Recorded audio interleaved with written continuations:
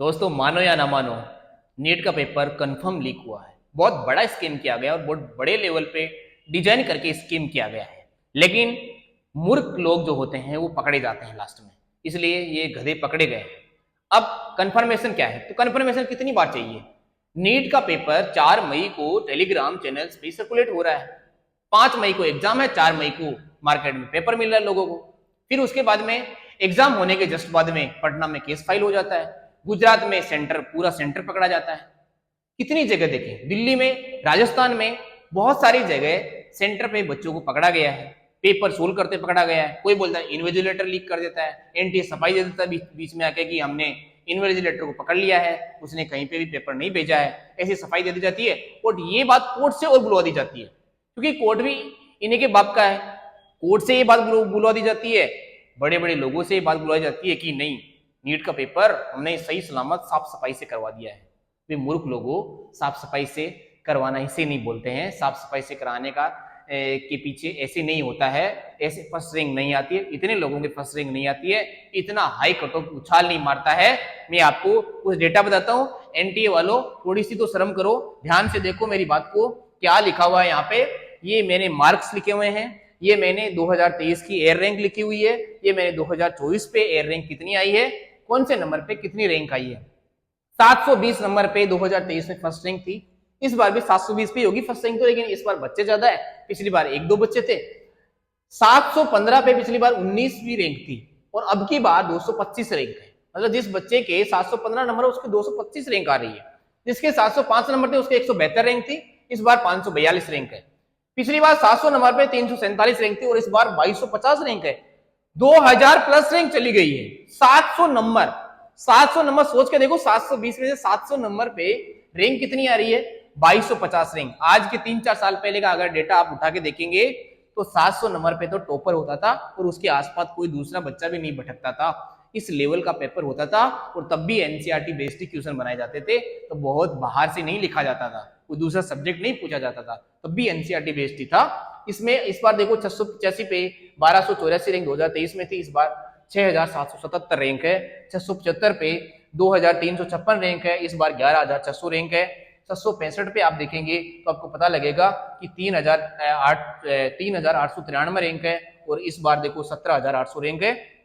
665 number वाले बच्चे को इस बार मेडिकल कॉलेज मिले ना मिले कंफर्म नहीं है, और मिलेगा भी तो अच्छा मेडिकल कॉलेज नहीं मिलेगा। ये थोड़ी सी शर्म की बात है। एनटी वालों देखो, 665 नंबर बच्चा लेके आ रहा है और उसको मेडिकल कॉलेज के लाले पड़े हुए हैं, उसको मेडिकल कॉलेज नहीं मिलेगा। थोड़ी सी बेशर्मी की हद होती है। 630, 615, 605 नंबर बहुत नंबर होते हैं, मजाक में नहीं आते हैं, बहुत मेहनत लगती है, 15-15, 20-20 घंटे बच्चों को पढ़ना पड़ता है, उसके बाद में वो 600 क्रॉस करता है।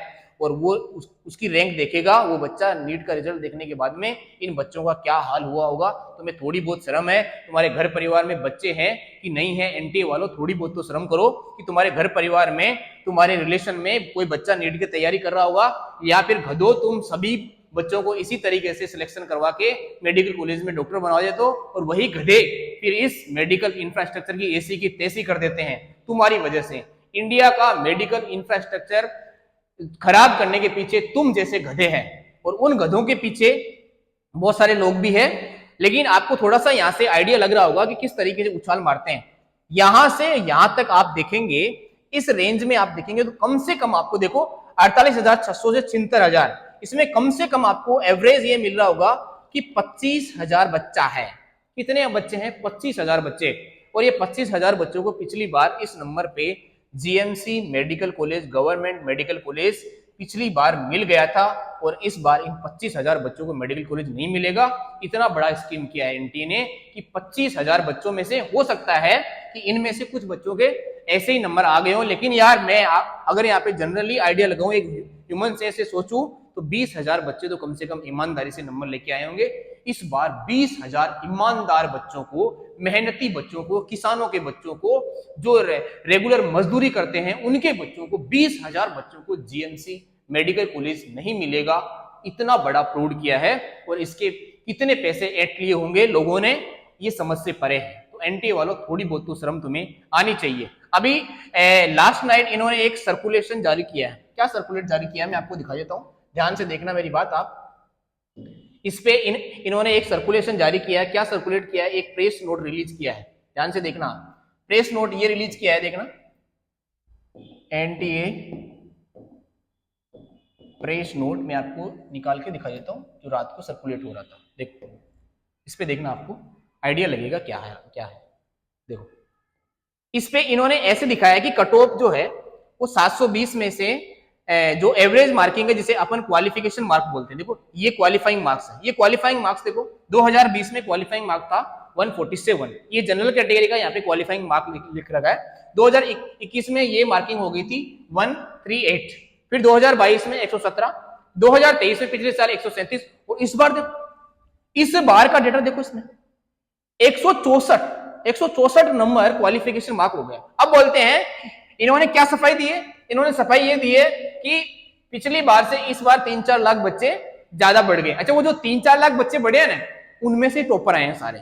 अच्छा, उनमें से टॉपर आ गए, 3 लाख बच्चों में से बहुत ज्यादा टॉपर आ गए। और जो 20 लाख बच्चे थे तो पिछली बार बैठे थे, वो बच्चे कहीं भी टॉपर नहीं थे, वो बच्चे पढ़ते ही नहीं, वो तो नाकारा बच्चे हैं ना तुम्हारे हिसाब से। तो अबे मूर्ख लोगों, जो नए बच्चे ऐड हुए उनकी वजह से इतना कट ऑफ फ्लक्चुएट थोड़ी कर सकता है। तो तुम्हें थोड़ी बहुत तो शर्म आनी चाहिए, थोड़ा तो कॉमन सेंस तुम्हें होना चाहिए। और उन्होंने बोला है कि इस बार धीरे धीरे एवरेज निकाल के देखा है कि ऐसे कट ऑफ गया है। भाई कट ऑफ तो यहाँ पे भी फ्लक्चुएट कर रहा है, इतना फ्लक्चुएट तो नहीं कर रहा है।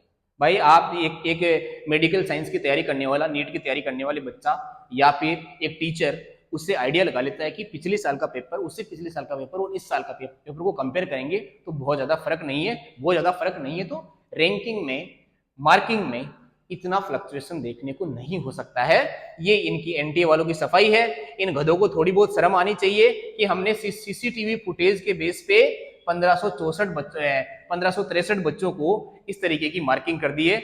वे मूर्ख लोगों, थोड़ी बहुत तो शर्म करो यार, थोड़ी बहुत तो शर्म कर लो। आप इनके लिए करेंगे क्या?